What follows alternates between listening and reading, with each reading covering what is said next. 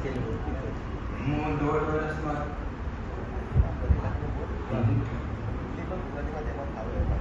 વર્ષમાં હતો ત્યારથી મને છે ને ડાયાબિટીસ થઈ હતી ટાઈપ 1.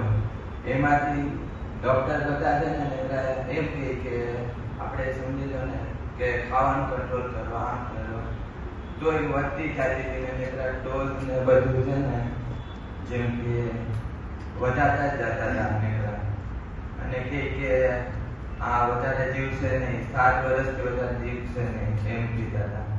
પછી રમણીકભાઈએ પછી અમને કીધું, એમનો હું દિલથી વિનંતી કરું, ધન્યવાદ કરું છું.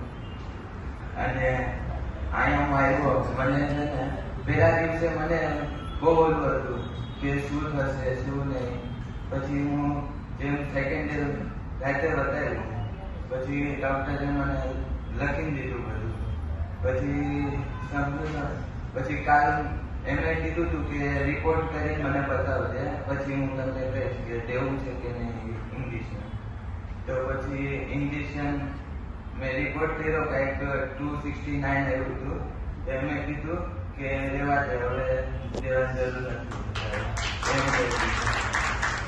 અને પછી મેં રાતનો કર્યો તો પછી હાવ ઓછું આવી ગયું, 197 થઈ આવ્યું, 129 આવ્યું. અને પછી મેં એમને પૂછ્યું કે દેવાની જરૂર છે કે નહીં, તો એમ કીધું કે હવે નહીં દઈશ તો પણ ચાલશે. હવે ખાલી હું 24 કલાક વાળું દઉં છું રાતનું, પછી બીજું બધું. અને આમાં મને ખૂબ ઓલું થયું છે, એક્સપિરિયન્સ સારો રહ્યો છે અને આખું લાઈફ ચેન્જ થઈ ગઈ.